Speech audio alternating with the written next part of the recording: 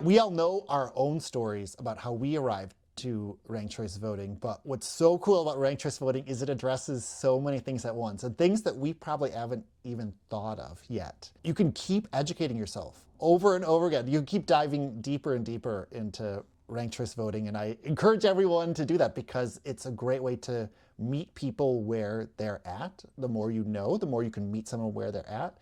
And bring them into our pro-democracy movement. I just learned a volunteer of ours was pulled into the movement after their favored candidate, the candidate they were supporting, dropped out of the race. They realized that through ranked choice voting, we can have more than 2 candidates in a race, in a primary or general election, without the pressure for them to drop out. Because if there's more than 2 candidates, then votes can be split and an unrepresentative candidate wins. So that they realized that candidate can continue and not have to drop out, bring their supporters and themselves all the way through the entire race and ensure that more voices are heard in the outcome. And that's something that isn't as thought of, or at least it took me a long time to actually talk to this person and learn, oh, that's another thing that ranked choice voting does. It incentivizes candidates to stay in races and take away that pressure for them to drop out and consolidate behind 1 or 2 candidates. And so there's just more and more great things about ranked choice voting, and that enables to learn, and that enables us to meet people where they're at. There probably are a lot of voters who don't necessarily think of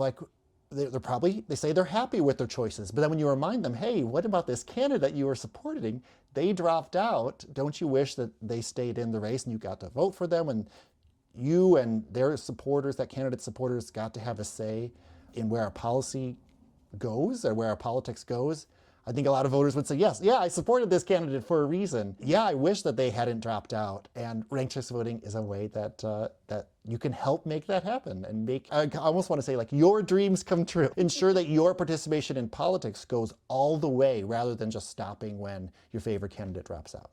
There's like our current volunteers to talk to, and then there's our potential volunteers and our current supporters and potential supporters, people who might be feeling like our democracy needs to be improved, or people who are just everyday participants in our democracy and don't have any particular feelings about if or how our democracy can or should be improved, but just going about their day participating in things, and how much all of these different personas can hear our messaging about ranked choice voting. Regardless, I mean, all those different audiences, I think, are receptive to ranked choice voting, but of course in different ways. There's the people who are like, no, we need to fix the system now. And then there's the people who are like, well, what's wrong with the system?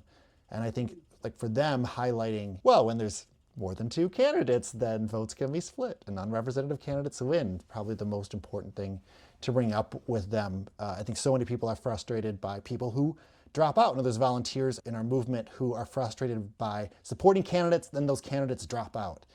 And being like, why did my candidate drop out? And that has to do with ranked choice voting too, because if more than 2 candidates stay in the race in a primary or general election, then votes can be split and unrepresentative candidate win. But under ranked choice voting, those candidates can continue to run, and more than 2 candidates can be on the ballot, and voters can select their priorities without having to have the candidates drop out and force that 2 candidate choice upon voters. So there's so many different messages. And then to our core volunteers, yes, we're still going.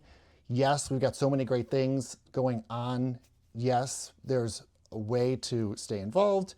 Come to the Democratic Convention, help support pro-ranked choice voting candidates. We would love for candidates, elected representatives in Michigan, to be championing ranked choice voting, and in particular, allow ranked choice voting's use at the local level.